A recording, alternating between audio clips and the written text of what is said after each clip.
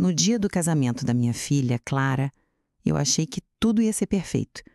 O salão estava lindo, os convidados começando a chegar, e ela estava radiante, com aquele brilho nos olhos de quem acredita que encontrou o amor da vida. Mas, de repente, fui retirada da cerimônia pelo meu próprio neto, Rafael. Na hora, meu coração disparou, sem entender o que estava acontecendo. O que ele tinha para me dizer era grave. Tão grave que poderia colocar tudo a perder. E ali, no meio daquela festa que era para ser de alegria, começou a maior reviravolta das nossas vidas. Se você quer saber o que aconteceu depois, se inscreve aqui no canal, ativa o sininho e me conta nos comentários de qual cidade você está assistindo essa história. É muito bom ter você aqui comigo. Agora expira fundo, porque o que vem a seguir você não vai acreditar. Aquela manhã nasceu diferente. Havia uma tensão no ar que eu não sabia explicar, como se o próprio tempo estivesse hesitando em avançar. A casa estava em silêncio, mas não era o silêncio sereno de dias comuns. Era um silêncio contido, como uma respiração presa antes de um choro. Eu acordei cedo, como sempre, o corpo já acostumado com a disciplina dos anos, e preparei meu café devagar, sentindo o cheiro forte do pó subindo da chaleira. Meus dedos tocaram a porcelana da xícara com mais firmeza do que de costume, talvez para me lembrar de que eu ainda estava ali, inteira, mesmo que ninguém mais parecesse perceber. Olhei pela janela da cozinha e vi o céu limpo, sem nuvens, aquele azul claro típico de um dia de festa. Era o dia do casamento da minha filha, um dia que, por tantos anos, ela sonhou. E eu, como mãe, como avó, como mulher, deveria estar feliz. Mas havia algo em mim que se recusava a sorrir com leveza. Não por amargura nem por falta de amor, mas por algo mais profundo, um pressentimento antigo, desses que vem do ventre, da alma, e que só quem já viveu muito consegue reconhecer sem provas. Passei as mãos pelo vestido azul marinho que havia escolhido com tanto cuidado. Não queria chamar atenção, mas também não queria parecer deslocada. Sempre achei que mãe de noiva tem que encontrar o meio termo entre a discrição e a presença. Vesti meus sapatos baixos, ajeitei o broche de madrepérola no peito e respirei fundo. O salão já estaria sendo preparado, as flores sendo posicionadas, os convidados chegando com seus trajes bem passados e sorrisos treinados. Imaginei minha filha diante do espelho, se olhando com aqueles olhos que herdou do pai, grandes, expressivos, às vezes cheios de um brilho que me lembrava uma menina, não uma mulher prestes a se casar pela segunda vez. Sim, segunda. E talvez por isso meu coração estivesse mais apertado, porque da primeira vez eu a vi ser destruída. E embora ela tivesse se reerguido com uma força que me enchia de orgulho, eu sabia, no fundo, que as cicatrizes ainda estavam ali, camufladas sob camadas de maquiagem e esperança. Eu não conhecia muito bem o noivo. Ele sempre foi gentil, educado, até demais, o tipo de homem que escolhe as palavras com cuidado, como quem calcula o efeito que deseja provocar. Isso para mim nunca foi um bom sinal, mas não disse nada. Aprendi a duras penas que às vezes o silêncio protege mais do que a fala, e minha filha merecia viver seu sonho, mesmo que por dentro eu desejasse estar errada sobre aquele aperto que me acompanhava desde o noivado. Quando chegamos ao salão, o movimento já era grande. Estacionei com dificuldade, ajeitei a bolsa no ombro e fui recebida por uma cerimonialista que me levou para uma sala reservada, onde eu deveria esperar até o início da cerimônia. Tudo estava impecável. O corredor coberto de flores brancas, os arcos iluminados, as cadeiras alinhadas com perfeição, como se cada detalhe gritasse: é o dia dela. E era mesmo. Era o dia da minha menina. Sentei-me em uma poltrona macia, mas não consegui relaxar. Minhas mãos estavam inquietas, apertando uma contra a outra como se quisessem avisar meu corpo de que algo se aproximava. Foi então que ouvi batidas rápidas na porta. Eram batidas de urgência, de alguém que não podia mais esperar. A porta se abriu antes mesmo que eu respondesse, e ali estava Rafael, meu neto. Seu rosto, tão parecido com o da mãe, estava pálido, os olhos arregalados e havia suor em sua testa mesmo com o ar-condicionado ligado.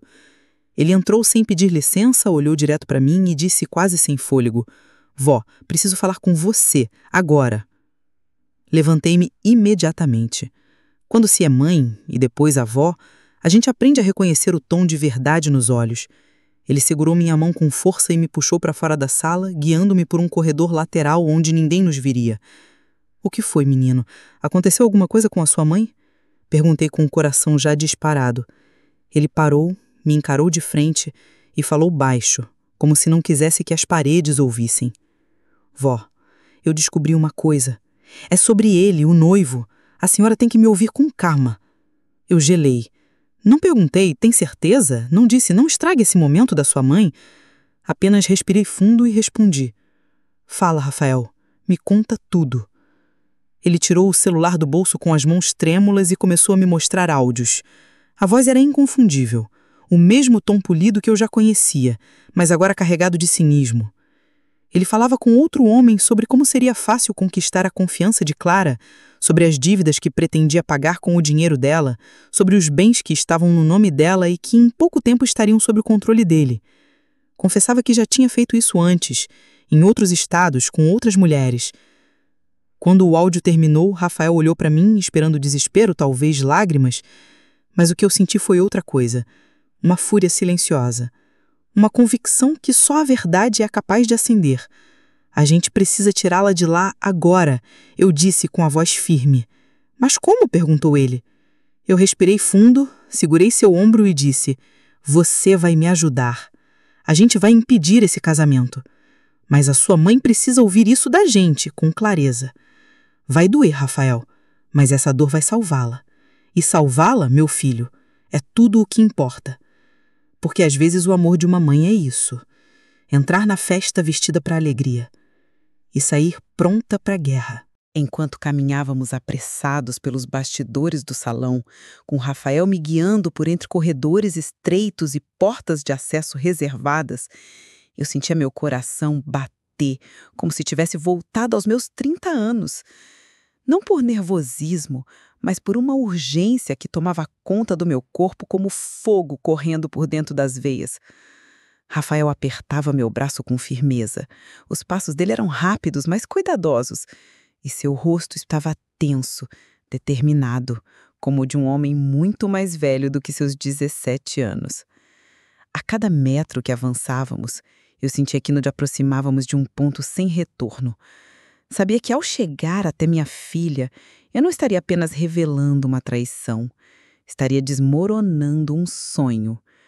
Mas o que é um sonho se ele nasce sobre mentira? Um castelo de cartas? E meu papel, naquele instante, era impedir que ela entrasse nele sorrindo, com o véu na cabeça e olhos vendados. Paramos diante de uma porta branca, ornamentada com uma fita de cetim rosa. Era a sala da noiva.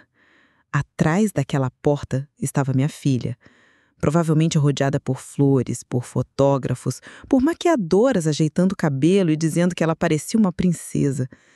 Respirei fundo, olhei para Rafael e vi que ele hesitava. A garganta dele parecia seca. A expressão que antes era firme agora se tingia de medo. Eu sabia o que era. Era um medo de ser rejeitado pela própria mãe. O medo de ser acusado de estragar tudo, de ser mal interpretado. Aproximei meu rosto do dele e disse, com minha voz mais firme, mais cheia de carinho, você já fez sua parte, meu amor. Agora deixa que eu falo com ela. E antes que ele protestasse, bati suavemente na porta 2 vezes e, sem esperar resposta, entrei. O cheiro de perfume laque preencheu meus sentidos. A sala estava iluminada com tons dourados e claros. Espelhos por todos os lados refletiam minha filha de pé, vestida de branco, com os olhos fixos no próprio reflexo. Ela estava linda, de uma beleza serena e forte. Era a imagem da esperança. E por um segundo, meu coração tremeu. Eu queria tanto que fosse verdade. Queria que aquele vestido fosse para um amor verdadeiro, que aquele brilho nos olhos fosse por alguém que a amasse de verdade. Ela se virou lentamente ao ouvir a porta. Vó? Disse surpresa. O que foi? A cerimônia já vai começar. Eu percebi que algo estava errado com a voz dela. Um leve tremor. Talvez já pressentisse. Talvez uma parte dela, mesmo sem provas, soubesse. Caminhei até ela com passos lentos e silenciosos e parei de frente para sua imagem. Olhei-a bem nos olhos e segurei suas mãos. Filha, a gente precisa conversar. Agora. antes de qualquer passo até aquele altar. Os olhos dela se arregalaram e o sorriso apagou. Mãe, não me assusta, por favor. O que houve? Ela perguntou e eu senti a fragilidade por trás da postura firme. Ela estava vulnerável, mais do que deixava transparecer. Suspirei e chamei Rafael, que entrou e ficou ao nosso lado com o celular nas mãos. Ele não falou nada, apenas estendeu o aparelho. Filha, escuta isso. Sem interromper. Escuta com calma, eu pedi. Ela hesitou, olhou para mim, para Rafael, depois apertou o play. E então, o salão de beleza improvisado se encheu da voz do homem que ela acreditava amar.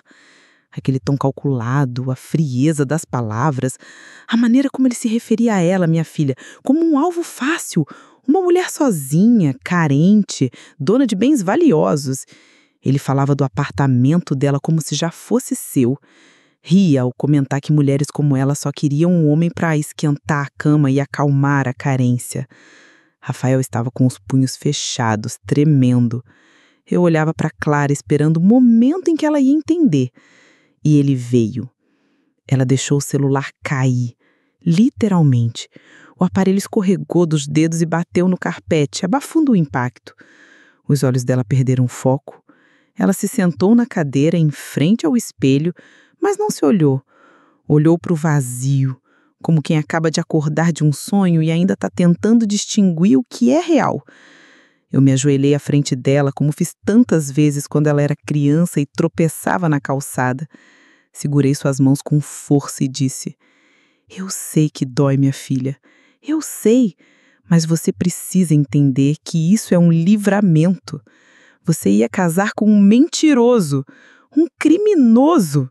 E você foi salva, porque seu filho te ama e porque eu nunca parei de te observar, mesmo quando você achava que eu estava longe demais. Ela começou a chorar. Primeiro em silêncio, depois com soluços. Os ombros tremiam, o véu escorregou da cabeça e caiu no chão. Rafael se aproximou e a abraçou pelas costas. Ele encostou o rosto no dela e disse com a voz trêmula: Mãe, me perdoa por não ter falado antes. Eu só queria proteger você. Clara, entre lágrimas, puxou Rafael para perto e o abraçou com força. Eu fiquei ali segurando os dois como se aquele momento exigisse um laço que nenhuma dor pudesse romper. Ela disse no meio dos soluços: Eu achei que estava construindo algo bonito. Eu achei que dessa vez seria diferente. Eu a interrompi com doçura. E vai ser. Mas com verdade. Com gente que te ama de verdade. Ele não ia te dar isso, Clara. Mas você já tem. Aqui. Em nós. Ela sentiu devagar. Passou a mão no rosto. Respirou fundo. E disse ainda com a voz embargada, mas firme: Eu não vou entrar naquele altar. Eu não vou viver uma mentira. Mas eu não quero ir embora chorando. Não hoje. E naquele momento, entendi que minha filha ainda era a menina que eu criei. Forte, íntegra e, acima de tudo, corajosa. Ela não precisava mais de véu. Precisava apenas da sua própria verdade. E essa, minha filha, nunca decepciona. O salão parecia congelado no tempo, como se cada flor, cada luz e cada detalhe tivesse parado para ouvir o que estava prestes a acontecer. Minha filha, ainda com o vestido branco que parecia agora tão fora de contexto, caminhava na direção daquele homem com uma postura que me encheu de um orgulho impossível de medir. Ela não chorava mais. Não tremia, não hesitava. Havia em seus passos uma firmeza que eu só tinha visto poucas vezes na vida, como no dia em que decidiu criar o filho sozinha, como quando recomeçou do zero depois do divórcio, como quando enterrou o pai dela e ficou em pé para consolar os outros. Eu a seguia com o Rafael ao meu lado, e cada passo era como atravessar uma ponte entre o passado e o que ela estava se tornando ali, diante de todos. Uma mulher que diz não. Um não definitivo. Um não cheio de amor por si mesma. O noivo, ou melhor, o impostor, Percebeu nossa aproximação e ajeitou a gravata com um gesto nervoso, sem saber se sorria ou se fingia surpresa. Ele ainda tentou manter a pose. Que bom que chegaram! Já estavam todos perguntando pela noiva. Clara o interrompeu, antes que ele pudesse continuar com a encenação. Eu não vou me casar com você. A voz dela não subiu. Foi dita em tom baixo, mas tão firme que atravessou o ar como uma lâmina. Os olhos dele buscaram nos rostos ao redor alguma pista do que estava acontecendo. Tentou rir, como se aquilo fosse um jogo ou uma brincadeira de mau gosto. Você tá nervosa. É normal. Casamento mexe com a cabeça. E então, Rafael, com o rosto sério e a coragem vibrando no peito, ergueu o celular e apertou o play. A gravação começou a ecoar pelo salão, e a voz que se ouvia era dele, do próprio homem. Fria e prepotente, falando como se estivesse vendendo um plano de negócios. Ela tem um apartamento no nome, carro quitado, umas economias boas e acredita em tudo que eu falo. Depois que a papelada estiver pronta, sumo. O burburinho começou como um sussurro, crescendo entre os convidados, os padrinhos se entreolhando, a equipe do cerimonial boquiaberta. Mas ele congelou, como uma estátua que acabou de ser revelada como falsa. Isso é montagem, é mentira. Alguém quer me prejudicar. Clara deu um passo à frente e o encarou. É sua voz, sua risada, suas palavras. Eu te acreditei. Você sorriu para minha família, comeu da minha comida, prometeu cuidar de mim.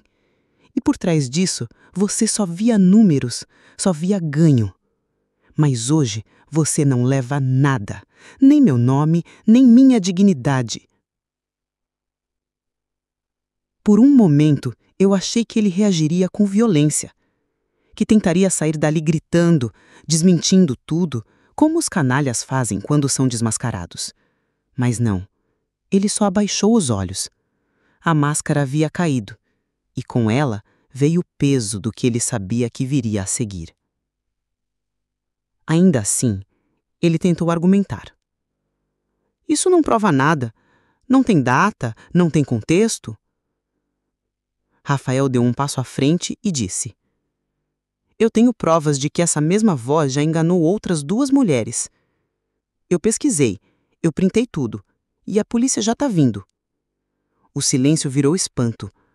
Alguém deixou uma taça cair ao fundo, e o som do vidro estilhaçando pareceu selar aquele momento. Clara então tirou o anel do dedo.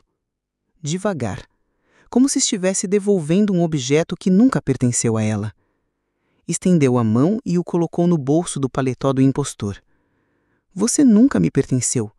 E graças a Deus, eu nunca vou pertencer a você. Eu senti um arrepio correr pelo corpo. Ela não apenas havia recusado o casamento. Ela tinha se libertado. Ali, na frente de todos. Ela escolheu sua própria história. Eu me aproximei e segurei sua mão. Vamos sair daqui agora, de cabeça erguida. Você já fez o que precisava ser feito. Ela assentiu, mas antes de dar o primeiro passo para longe dele, virou-se mais uma vez.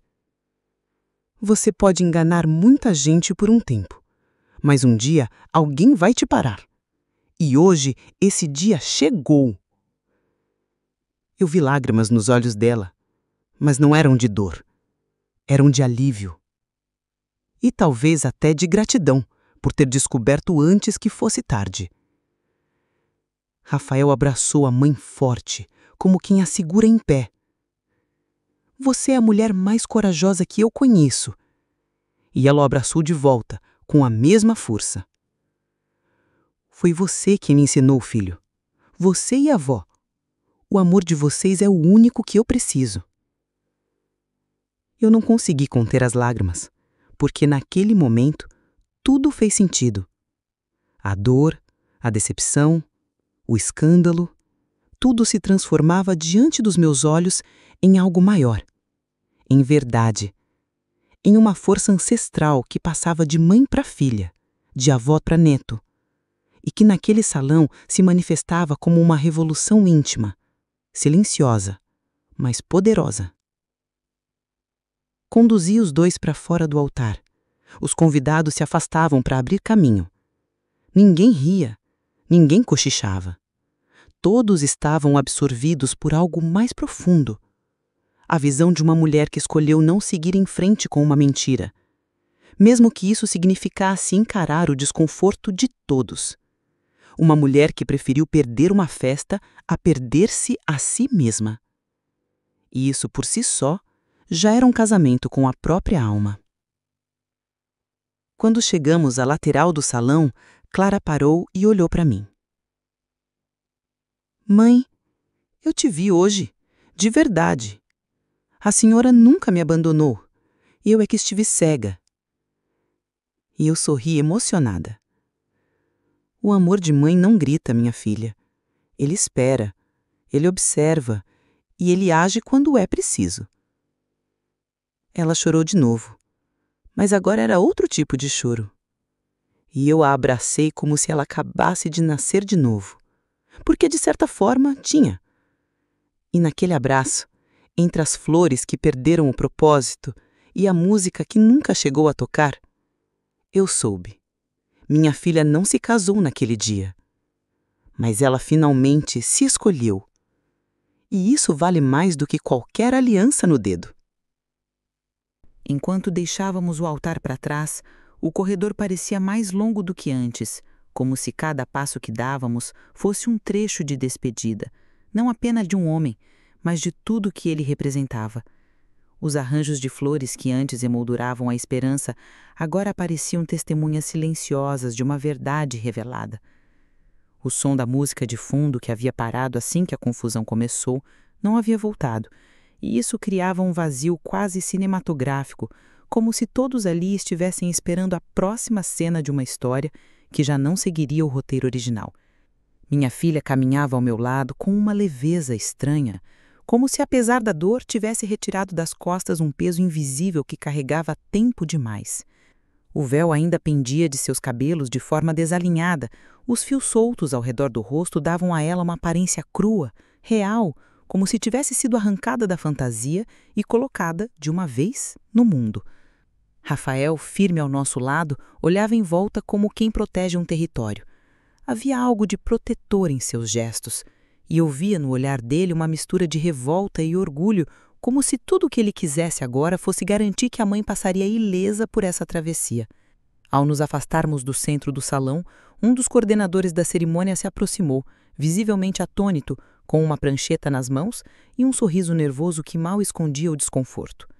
Dona Clara, a senhora quer que a gente encerre o evento? Podemos fechar as cortinas, avisar os convidados discretamente? Minha filha o interrompeu antes mesmo que ele terminasse. Não, ninguém vai embora, Anda. Eu vou falar com eles. O tom dela era tranquilo, mas absolutamente irredutível. O rapaz assentiu em silêncio e se afastou, abrindo caminho entre os convidados que continuavam em seus lugares, confusos, murmurando, olhando de longe como se não quisessem perder nenhum detalhe do que ainda estava por vir. Clara virou-se para mim e disse: Mãe, me ajuda a subir no palco. Só um minuto. Eu preciso dizer com as minhas palavras. Depois disso eu faço o que o coração mandar. Eu segurei sua mão com firmeza. Vamos, minha filha. Tô com você até o fim.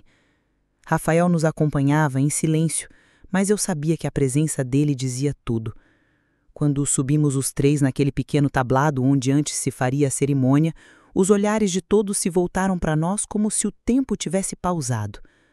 Clara respirou fundo, pegou o microfone das mãos do DJ que assistia à cena com os olhos arregalados e olhou para a plateia. Por um instante, o silêncio foi absoluto. Então ela começou com a voz clara e emocional. Eu sei que todos vocês vieram hoje esperando assistir a um casamento, e eu sou muito grata pela presença de cada um, mas o que aconteceu aqui foi outra coisa. Foi um livramento, um despertar. Hoje eu descobri que o homem com o que eu ia me casar era um golpista, que ele já enganou outras mulheres, que ele tinha planos para tirar tudo de mim, menos minha dignidade. Essa ele não conseguiu tocar, e não vai. Os sussurros começaram de novo. Alguns olhares se desviaram, Outros ficaram fixos nela com uma atenção profunda. Eu não tirei os olhos da minha filha.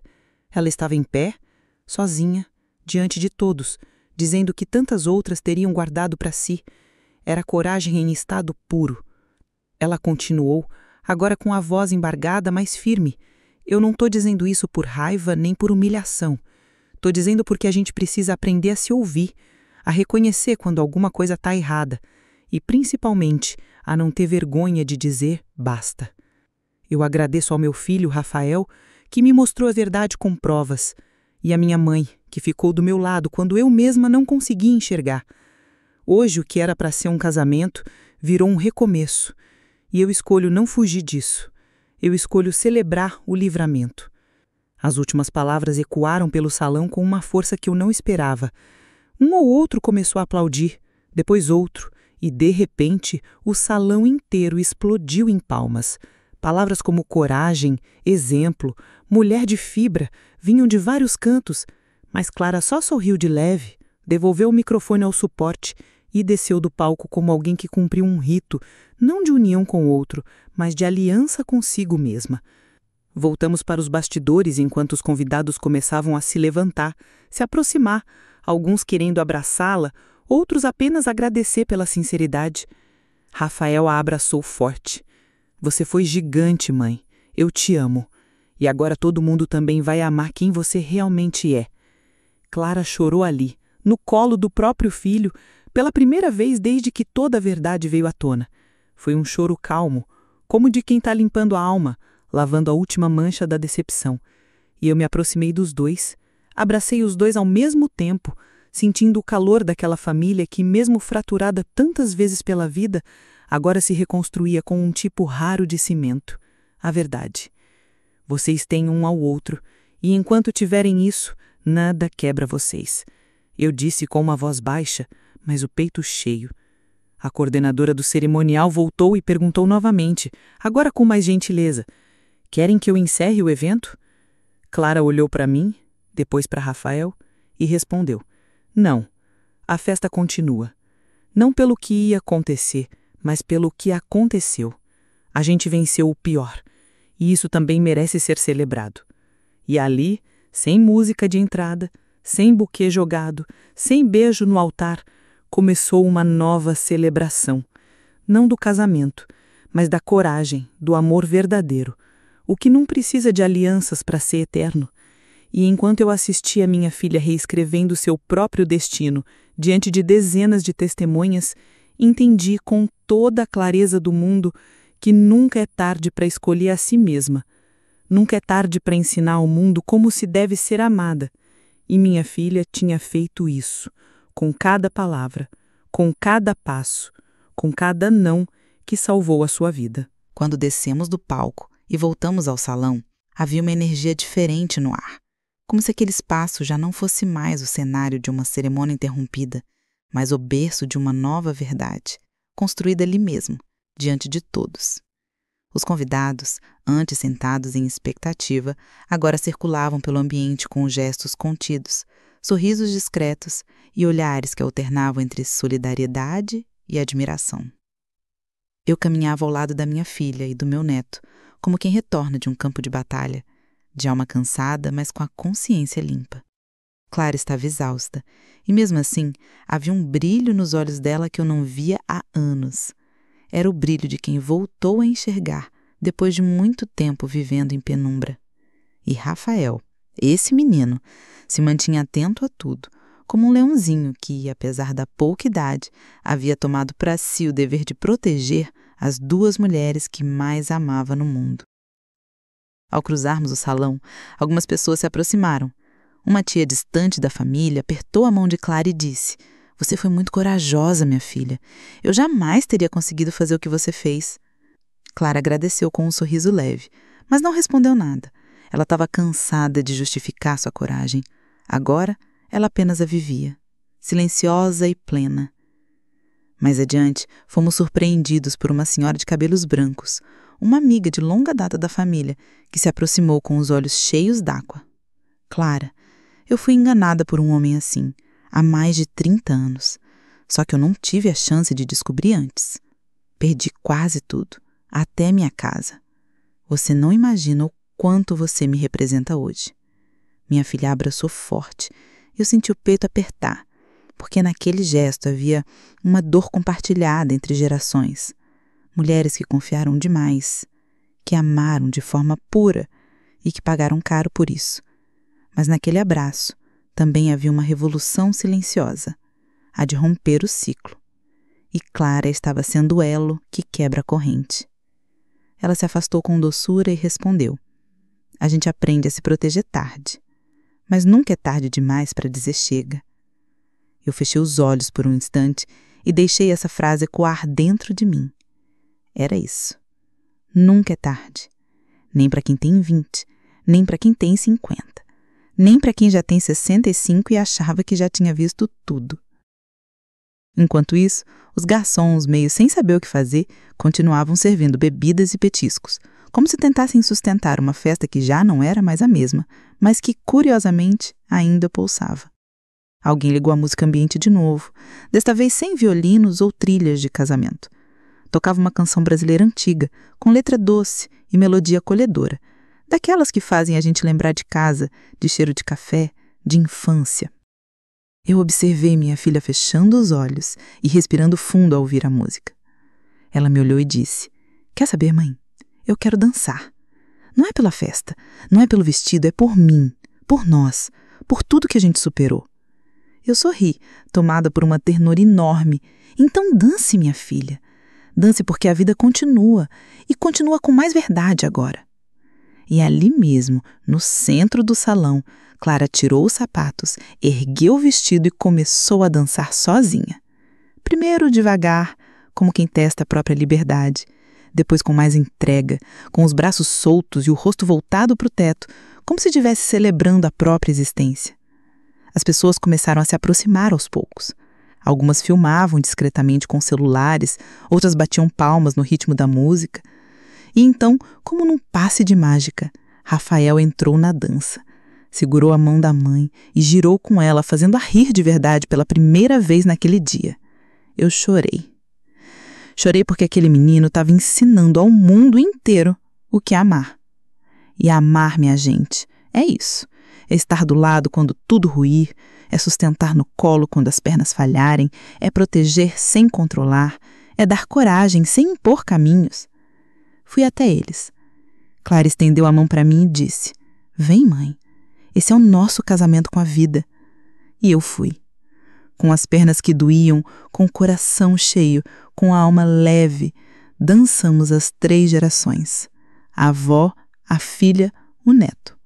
E naquela dança torta, fora de hora, nasceu algo mais bonito do que qualquer cerimônia planejada.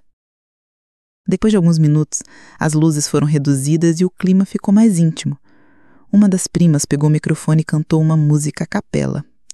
Outras pessoas começaram a trazer suas histórias, seus relatos, como se aquela festa virasse um espaço de cura coletiva. Era impressionante.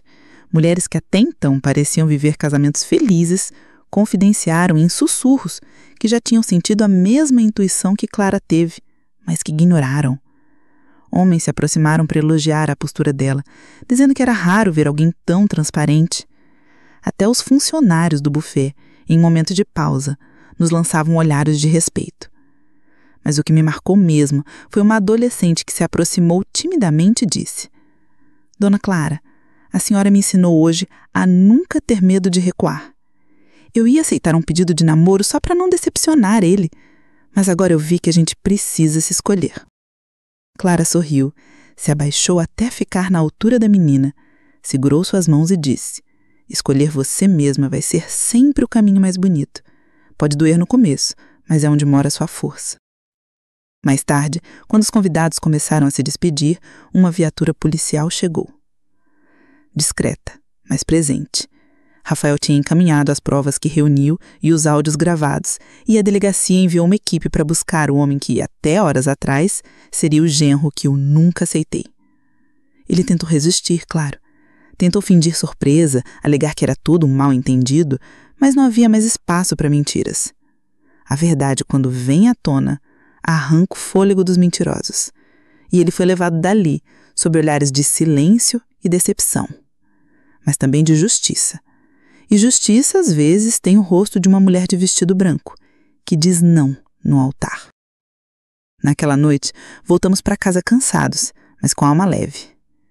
Clara foi tomar banho ainda com os cabelos cheios de grampos e perfume. E eu preparei um chá para nós 3. Sentamos na varanda e ficamos ali em silêncio, só ouvindo os grilos e sentindo o vento da madrugada. Em algum momento, Clara disse: "Mãe, eu perdi um marido, mas ganhei minha liberdade." E eu respondi: "Você não perdeu nada, minha filha. Você se salvou. E se salvar já é uma forma de se casar com a vida." Ela sorriu e fechou os olhos e encostou a cabeça no meu ombro. E assim ficamos as 3 gerações. A avó, a filha, o neto. E naquela dança torta fora de hora, nasceu algo mais bonito do que qualquer cerimônia planejada. Na manhã seguinte, o sol entrou pelas frestas da cortina como se nada tivesse acontecido, como se o mundo ainda fosse o mesmo de antes, mas nós sabíamos que não era. Clara acordou cedo, mesmo tendo dormido mal, e eu pude ouvir o som da água caindo do chuveiro, misturado com o leve arrastar dos pés dela pelo quarto. Havia uma tensão no ar, daquelas que não se dissipam com o tempo, apenas com atitude. E ela, com os olhos ainda inchados, já sabia o que precisava fazer. Quando saiu do quarto, enrolada numa toalha, me olhou com aquela expressão de quem carrega uma missão no peito. "Hoje eu vou na delegacia, mãe. Eu não vou deixar lhe fazer isso com mais ninguém." Assenti com a cabeça, segurando o impulso de pedir que ela descansasse mais um pouco. Mas eu sabia que aquele impulso era parte da força que a movia. Era o que estava impedindo a dor de se transformar em paralisia. "Vamos juntas, então", eu disse, e ela me lançou um olhar de gratidão que não precisava de palavras. Rafael já estava na cozinha, mexendo no celular com uma expressão séria, reunindo prints, áudios, capturas de tela e informações que tinha encontrado nas redes sociais e fóruns de denúncia. Eu descobri o nome verdadeiro dele. Ele usava outro documento com a mãe, mas no cadastro da empresa que ele trabalhou, eu achei o CPF real. Já tem boletins de ocorrência parecidos em outros estados. Ele se apresentava como corretor, depois como investidor, sempre com nomes parecidos. A cada palavra, eu sentia o peso do absurdo que quase se tornou parte da nossa história. Clara se sentou à mesa, pegou um caderno e começou a anotar tudo o que lembrava. Datas, nomes de pessoas que ele mencionou, lugares que frequentavam juntos, conversas suspeitas, mudanças repentinas de humor. Era como se estivesse montando um quebra-cabeça do pesadelo que viveu sem saber. Quanto mais eu escrevo, mais lembro de detalhes. Isso só me dá mais certeza. Ele nunca me amou. Ele me estudou como quem prepara um golpe frio. Fomos à delegacia no início da tarde. O sol estava forte e o caminho parecia mais longo do que de costume. Clara estava séria, mas com o queixo erguido, e Rafael a acompanhava com o tablet nas mãos, como se carregasse ali todas as provas necessárias. Eu andava um pouco atrás, observando minha filha e meu neto naquela cena que, se fosse contada anos atrás, pareceria absurda. Entramos pela porta de vidro do distrito policial e fomos direto à recepção.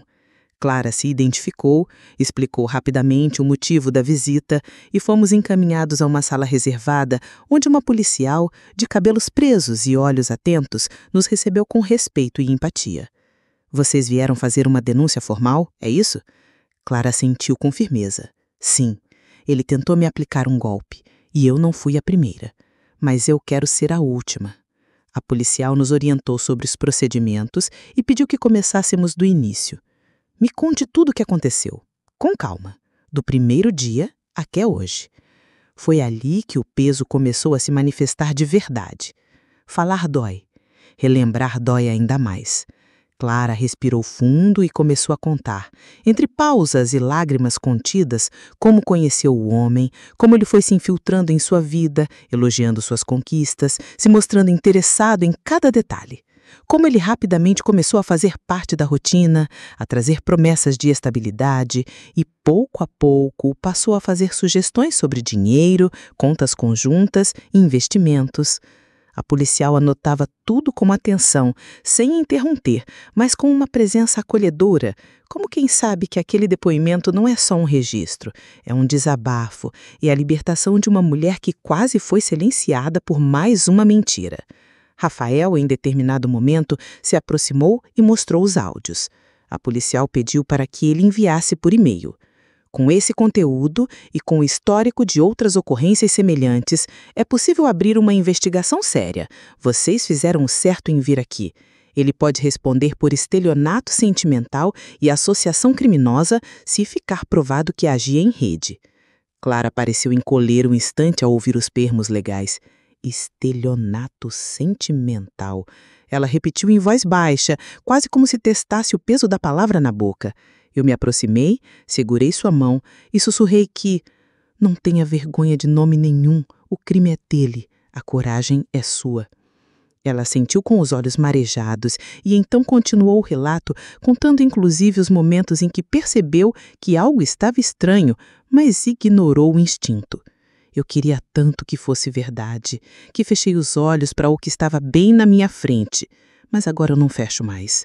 Quando terminou, a policial se levantou, nos agradeceu pela coragem e explicou que o boletim seria encaminhado para a delegacia especializada, que lidava com crimes contra a mulher. Esse tipo de golpe tem aumentado. Muitas mulheres ficam em silêncio, mas o que você fez hoje pode ajudar outras a se libertarem. Na saída da delegacia, Clara parou na calçada por um momento, olhou para o céu e respirou fundo.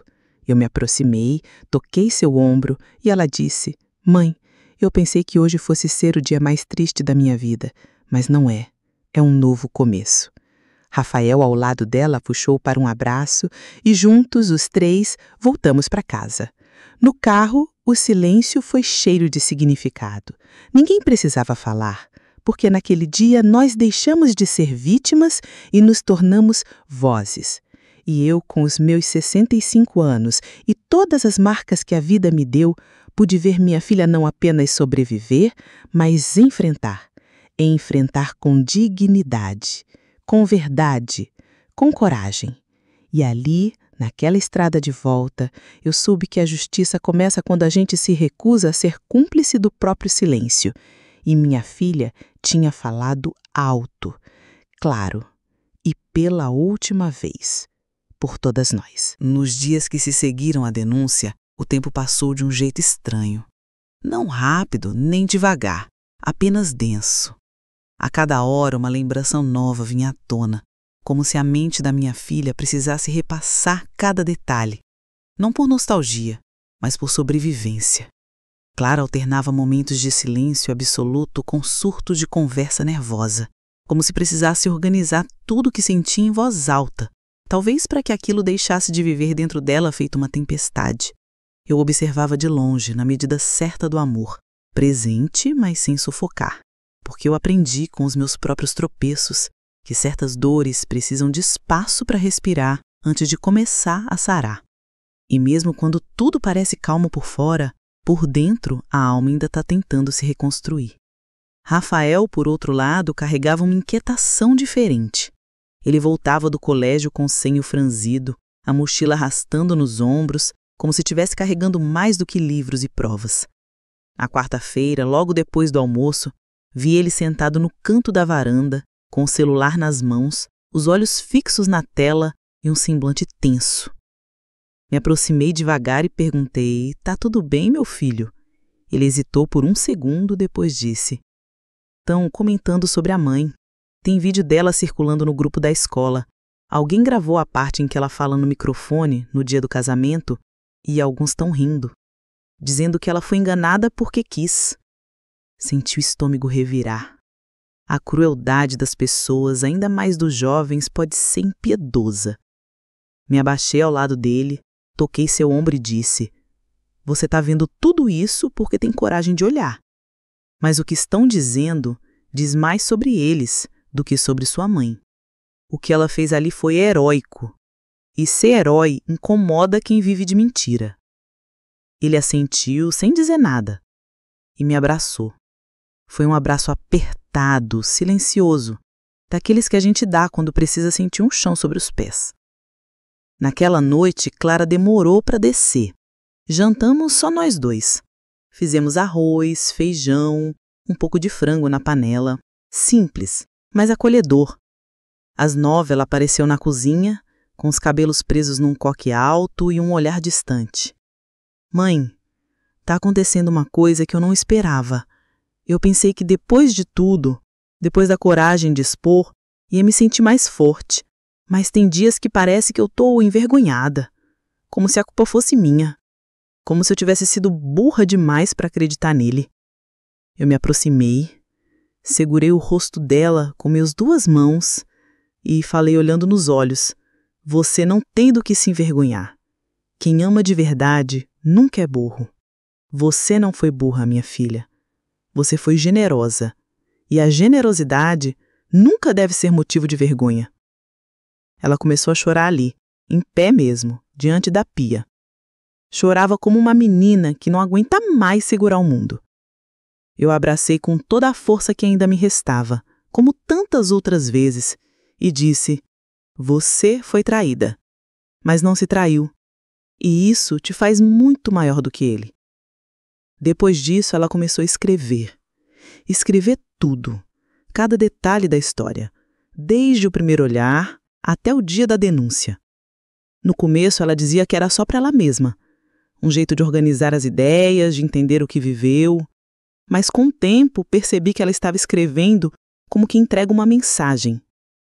Como quem quer deixar algo para trás e ao mesmo tempo levar adiante. Talvez eu publique isso um dia, ela disse certa noite enquanto digitava no laptop com os olhos fixos na tela. Não pelos outros, mas pelas mulheres que vão passar por isso. Se pelo menos uma delas conseguir enxergar o que eu demorei tanto para ver, já vai ter valido. Eu sorri, com o coração apertado e cheio de orgulho. Clara sempre teve esse impulso de transformar dor em ponte.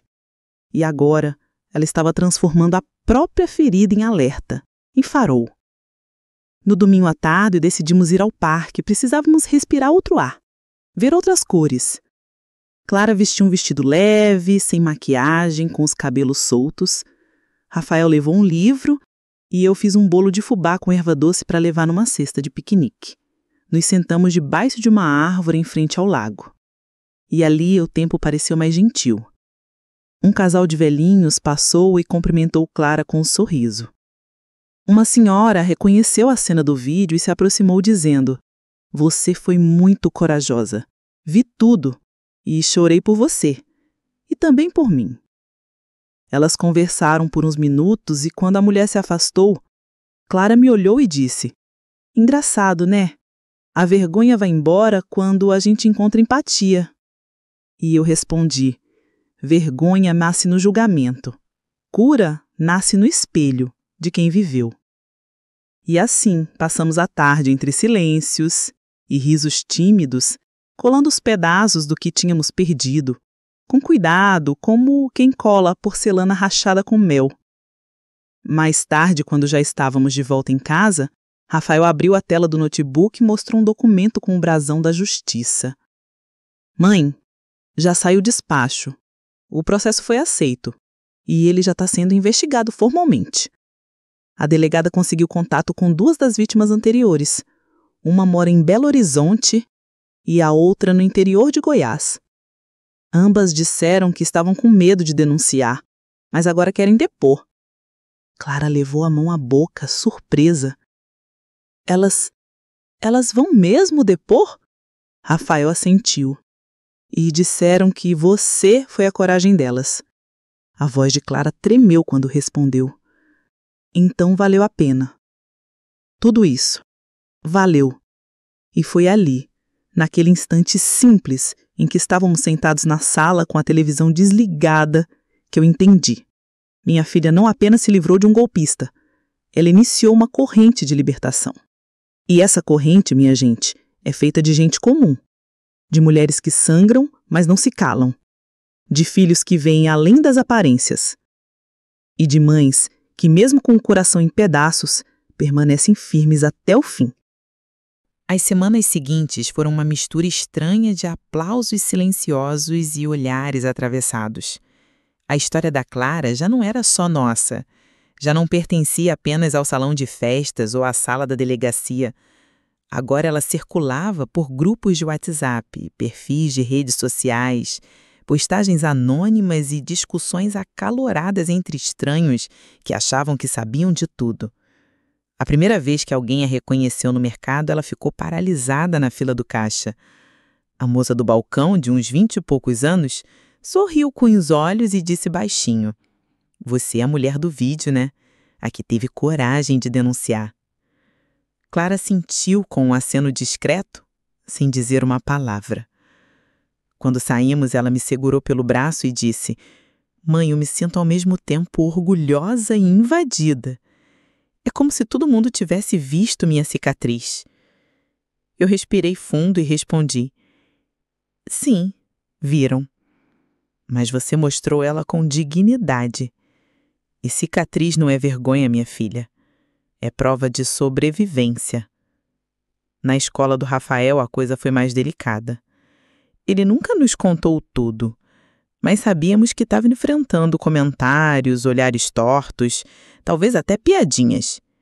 Ele sempre teve orgulho da mãe, mas agora parecia carregar o peso de defendê-la o tempo todo. Num sábado de manhã, ouvi um desabafo dele com Clara na varanda. "Mãe, por que as pessoas são assim? Porque em vez de admirar, elas debocham. O menino disse hoje que você devia ter desconfiado antes, que mulher madura não cai em conto de vigarista." Clara respirou fundo, olhando para o céu, como se buscasse forças no silêncio do vento. "Porque é mais fácil julgar do que entender, filho. Mais fácil rir da dor do outro do que encarar as próprias fragilidades." Eu me aproximei, peguei a mão dele e disse: "Sabe o que dói neles, Rafael? Ver que a sua mãe teve coragem de sair inteira, que mesmo ferida ela não se calou. Isso assusta quem nunca enfrentou os próprios medos. Mas o que mais mexeu comigo foi o dia em que encontramos uma conhecida da igreja, daquelas que usam palavras doces com veneno por trás. Estávamos na feira, escolhendo laranjas, quando ela se aproximou com aquele sorriso plastificado e a mão em concha no meu braço. "Clara, eu vi tudo na internet. Que situação, hein? Mas olha, o importante é que você saiu disso, né? Agora, não seria melhor ficar mais reservada, quietinha por um tempo? Afinal, exposição demais também atrai coisa ruim." Clara permaneceu em silêncio por alguns segundos e eu temi que ela explodisse ou se retraísse. Mas não. Ela olhou firme nos olhos da mulher e respondeu: "Se esconder é o que ele gostaria que eu fizesse. Mas eu não vou dar esse presente a ele. Eu tenho o direito de viver, de ir à feira, de contar minha história. Se eu não me escondi quando fui enganada, não vai ser agora que vou me calar." A mulher gaguejou algo e saiu apressada, fingindo procurar pimentões. Eu senti um orgulho silencioso subir no peito, como se minha filha tivesse crescido 10 metros diante de mim, ali entre os caquis e as bananas. Em casa, a vida tentava reencontrar seu ritmo, mas era impossível ignorar que tudo havia mudado. A denúncia seguia seu curso, agora acompanhada por um advogado voluntário que se ofereceu depois de ver o depoimento de Clara num programa local. Sim, ela foi convidada para contar sua história na TV. No começo hesitou muito, com medo de se expor ainda mais, de ser atacada, de ser rotulada, mas depois disse: "Se eu me calar, vai ser como se eu deixasse ele ganhar, e eu não vou fazer isso." No estúdio, ao vivo, com as luzes e as câmeras apontadas para ela, Clara falou com uma serenidade que me emocionou até os ossos. Eu tô aqui para dizer que nenhuma mulher é burra por amar, que a vergonha deve ser do golpista, não da vítima, e que todo mundo merece uma segunda chance, mas com a própria vida, não com quem quase a destruiu. A repercussão foi enorme. Algumas pessoas mandaram mensagens lindas, outras foram cruéis. Uma mulher escreveu no Facebook: mais uma querendo aparecer com desgraça pessoal. Tem mulher que gosta de ser enganada. Clara viu, respirou fundo e respondeu: se para você minha dor é espetáculo, é porque talvez você nunca teve coragem de encarar a sua. E a cada vez que ela respondia com elegância, com firmeza, com maturidade, mais eu entendia que minha filha tinha se tornado um exemplo sem nunca ter pedido para ser. Um exemplo não de perfeição, mas de reinício, de dignidade, de mulher que cai, mas levanta do jeito certo. Rafael, por sua vez, estava crescendo de um jeito bonito, não só em altura, mas em alma. Certa noite, enquanto arrumávamos a cozinha juntos, ele me disse: vó, quando eu crescer, quero ser advogado. Mas não desses de gravata e pose. Quero ajudar gente como a minha mãe. Gente que não tem medo de contar a verdade. Eu me emocionei e disse: você já começou, meu filho. Foi você quem enxergou o que ninguém viu. Foi você que teve coragem primeiro. Ele sorriu tímido, mas eu vi ali, no fundo dos olhos dele, a semente de um homem bom germinando. Um homem que seria fruto do amor de duas mulheres fortes. E isso para mim era a maior herança que podíamos deixar. Naquela noite, antes de dormir, Clara sentou-se comigo no sofá, coberta até os pés com uma caneca de chá nas mãos. Ficamos em silêncio por alguns minutos, até que ela disse: sabe, mãe, eu ainda me assusto às vezes. Ainda sonho com ele. Às vezes acordo e acho que vou receber uma mensagem dele como se nada tivesse acontecido. Eu olhei com ternura e respondi: o trauma grita antes de desaparecer. Mas um dia ele vai acordar e não vai estar nem na sua lembrança. E esse dia está chegando. Ela sentiu e encostou a cabeça no meu ombro e sussurrou: obrigado por nunca desistir de mim. E eu, segurando aquela mulher que um dia foi meu bebê, disse baixinho: amor de mãe não desiste. Amor de mãe fica até o fim, mesmo quando todo mundo vai embora. Era uma segunda-feira nublada, daquelas em que o céu parece guardar segredos pesados dentro das nuvens. Acordei com um pressentimento que não sabia explicar. Clara ainda dormia, encolhida sobre o cobertor, como uma criança que finalmente encontrava descanso depois de tanto tormento. Rafael já tinha saído cedo para a escola e eu, como de costume, preparei o café em silêncio, ouvindo o som da chaleira e o tic-tac do relógio da parede, que parecia mais lento do que o normal. Foi quando o telefone da Clara vibrou em cima da mesa. A tela acendeu com o nome do advogado que vinha acompanhando o caso desde a denúncia. Eu hesitei por um segundo, mas atendi. Dona Lourdes, aqui é o Dr. Henrique. A senhora pode acordar a Clara? Tenho uma notícia importante.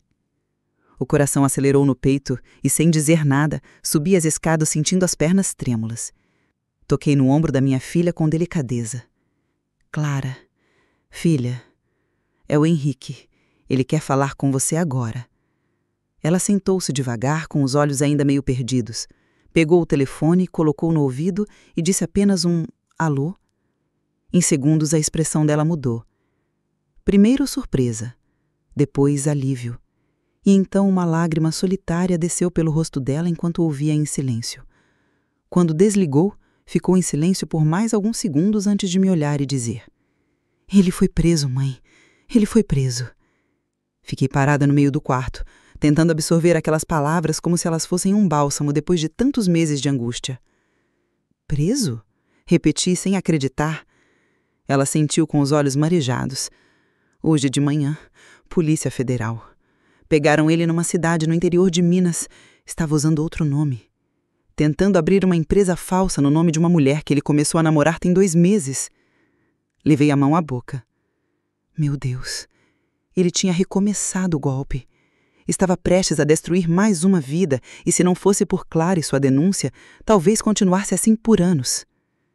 Disseram que as provas que Rafael conseguiu foram fundamentais e que, depois da minha entrevista na TV, outras 4 mulheres apareceram. Uma delas até com registro de boletim de ocorrência de 2017, mas que nunca tinha tido coragem de seguir com o processo. Clara falava com uma mistura de alívio e dor, como se mesmo com a prisão ainda sentisse o peso de tudo que aquele homem tinha provocado. Descemos juntas e nos sentamos na varanda. O vento da manhã soprava forte e eu podia sentir o cheiro da terra molhada se espalhando pelo ar. Clara me olhou e disse: eu achei que ia me sentir vingada, mas o que sinto é outra coisa. É paz. Peguei a mão dela entre as minhas. É porque o que você queria nunca foi vingança, minha filha. Foi justiça. E agora ela veio. Ficamos ali de mãos dadas, em silêncio. Pela primeira vez desde aquele maldito casamento interrompido, o silêncio não doía. Era acolhedor. Era como se a vida dissesse: agora você pode respirar. Rafael chegou da escola no meio da tarde. Quando contamos, ele deixou a mochila no chão e correu para abraçar a mãe com tanta força que quase a derrubou. Você venceu, mãe. A gente venceu. Ela o abraçou de volta e disse: a gente só começou, filho. Agora é hora de ajudar outras pessoas. No dia seguinte, fomos chamados para prestar um novo depoimento, desta vez com o acréscimo das outras vítimas que decidiram depor. Era estranho ver mulheres que nunca tinham se visto antes compartilhando a mesma dor, como se aquele homem tivesse traçado um roteiro perverso e aplicado o mesmo golpe com precisão cirúrgica. Uma delas, uma professora aposentada, contou que chegou a vender o carro para investir num negócio falso que ele propôs. Outra, mais jovem, disse que ele prometeu casamento e depois sumiu com seus documentos e parte do dinheiro que ela guardava para montar uma loja. Clara ouviu tudo em silêncio, com os olhos fixos nas mãos cruzadas no colo, como se estivesse confirmando algo que já sabia, mas que ainda precisava ouvir da boca de outras mulheres para acreditar de vez. Ele não era só um erro na minha vida, era um predador, e eu estava na mira. Quando disse isso, todas assentiram. Era isso. Elas não tinham caído por ingenuidade, tinham sido caçadas. O delegado do caso falou com seriedade. Graças à exposição corajosa da senhora Clara, conseguimos acelerar a investigação. E agora, com esses novos depoimentos, o processo segue fortalecido. Ele vai responder por estelionato, falsidade ideológica e associação criminosa. Se condenado, pode pegar mais de 10 anos. Clara respirou fundo. Eu não desejo mal a ele, mas desejo que ele não tenha chance de destruir mais ninguém. O delegado assentiu sem esconder o respeito no olhar. Quando saímos da delegacia, a imprensa estava do lado de fora. Não em peso, mas 2 jornalistas aguardavam. Clara hesitou por um segundo, mas depois caminhou até eles e disse com firmeza: eu falei que ia ir até o fim, e aqui estou. Mas agora não é mais por mim. É por todas as mulheres que ainda não conseguiram sair. À noite fizemos um jantar simples. Arroz, feijão, couve refogada e bife acebolado, a comida preferida do Rafael. Comemos juntos, como sempre, mas havia um silêncio diferente, um silêncio cheio de significado. Um silêncio de missão cumprida. Rafael, depois de limpar o prato, levantou a cabeça e disse: sabe, mãe, eu acho que o mais bonito de tudo é que você não deixou que ele te transformasse em ódio. Você se protegeu, mas com amor. Clara sorriu com os olhos cheios. É porque eu aprendi que o amor de verdade começa por dentro e que a melhor vingança é viver em paz. Eu segurei a mão dela e respondi: e você viveu, minha filha. Viveu com coragem. E agora está abrindo caminho para que outras também possam viver.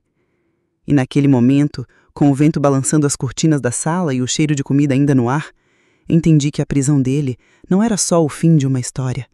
Era o começo da liberdade de muitas. E a justiça, ainda que tardia, tinha finalmente chegado. O que veio depois não foi uma explosão de alegria, como às vezes a gente espera quando a tempestade passa. Foi um silêncio profundo, um tempo de repouso da alma, como se a vida tivesse se sentado ao nosso lado e dito: agora você pode descansar.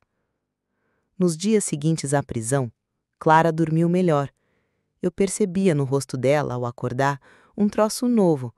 Talvez fosse paz, talvez fosse alívio, ou talvez fosse só o rosto de quem finalmente parou de carregar o medo nos ombros. A casa voltou a ter cheiro de bolo saindo do forno, de café no fim da tarde, de música tocando baixinho na cozinha enquanto ela regava as plantas. Não havia euforia, mas havia doçura, uma doçura madura, que só nasce depois que a gente sangra e sobrevive.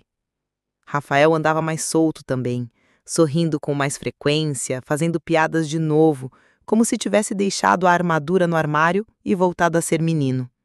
E eu agradecia, em silêncio toda a noite, diante da imagem de Nossa Senhora que tenho no meu quarto desde jovem.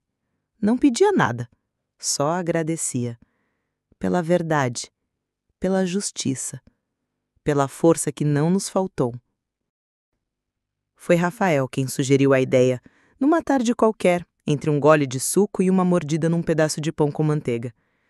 Mãe, e se a gente fizesse uma festa, não de casamento, mas uma festa de recomeço? Tipo, uma comemoração por tudo que passou e pela coragem que a senhora teve. Clara regalou os olhos surpresa, depois soltou uma risada suave. Uma festa por ter dito não? Eu nunca vi isso. E ele respondeu, é justamente por isso que tem que existir, porque ninguém comemora quando sai de uma cilada, mas deveria. Ela me olhou, meio rindo, meio perguntando. Eu sorri. Se você quiser, minha filha, a gente faz. Não para pagar o que passou, mas para marcar o que você escolheu ser depois da dor.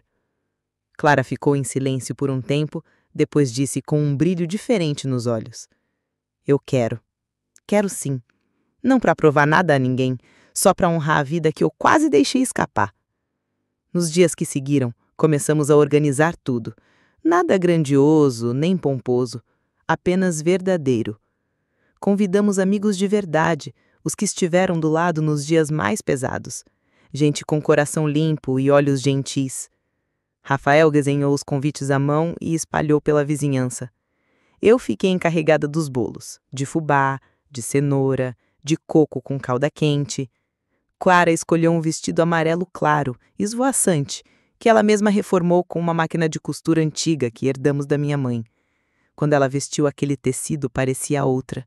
Ou melhor, parecia ela mesma, enfim. No grande dia, o céu estava limpo e o vento suave.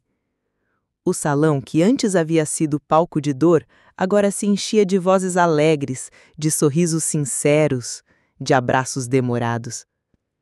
Era a mesma estrutura, mas parecia outro mundo.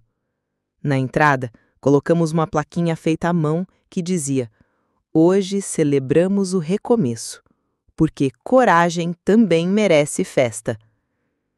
Clara fez um discurso simples, mas de uma beleza tão grande que até quem nunca tinha chorado por ela chorou naquele momento. Ela disse: Eu estive perto de perder a mim mesma, e quando quase perdi, descobri que me basto. Não porque sou invencível, mas porque escolhi não me abandonar. E hoje eu celebro não o fim de um relacionamento, mas o início de um compromisso comigo mesma. Que essa festa lembre a todos que o amor próprio é a raiz de toda a liberdade. Aplausos preencheram o salão, mas o que ficou foi o silêncio respeitoso logo depois. Aquele tipo de silêncio que vem quando o coração das pessoas entende uma verdade. Quando ela desceu do pequeno palco improvisado, Rafael a abraçou com força. A senhora é a minha heroína. E ela respondeu: Você foi o meu escudo, filho. Essa festa também é sua. Ao final da tarde, quando o sol já se deitava por trás das árvores, eu a chamei para dançar. Uma valsa antiga começou a tocar, daquelas que eu dançava com o pai dela nos anos 70. Clara riu. Mãe, desde quando a senhora dança? E eu, com os pés já cansados pela vida, respondi: Desde que aprendi que dançar, mesmo com dor nos ossos, é melhor do que ficar sentada com dor na alma. E ali fomos nós duas, girando devagar, rindo, chorando, tropeçando no chão irregular do salão. Não era perfeito, era verdadeiro.